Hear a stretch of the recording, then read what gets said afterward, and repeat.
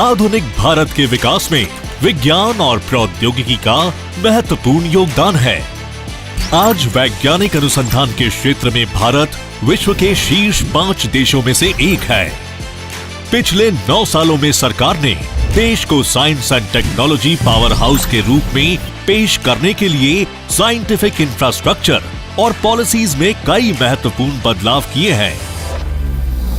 इसी का नतीजा है कि आज भारत ग्लोबल इनोवेशन इंडेक्स पर लंबी छलांग लगाकर 81 से 40वें स्थान पर पहुंच गया है।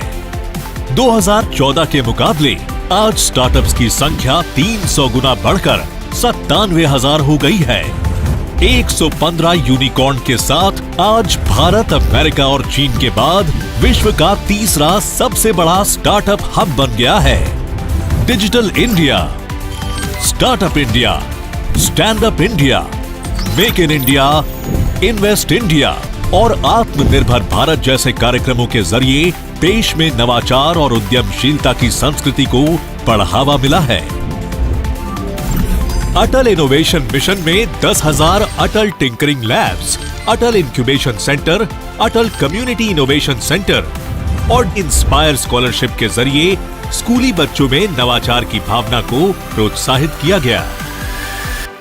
हमारा प्रयास है कि 6ठी क्लास से ही विद्यार्थी अटल टिंकरिंग लैब में जाएं और फिर कॉलेज से निकलते ही उसको इंक्यूबेशन का, स्टार्टअप का एक इकोसिस्टम तैयार मिले।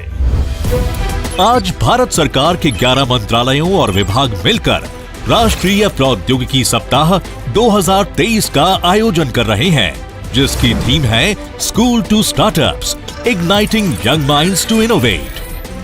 यहाँ आप मिलेंगे मशहूर टेक्नोप्रेन्योर्स और उनके हैरत अंगेज नवाचारों से, साक्षी बनेंगे देश की महत्वपूर्ण वैज्ञानिक उपलब्धियों के और करीब से समझेंगे भारत के टेक्नोलॉजी स्टार्टअप्स के इकोसिस्टम को।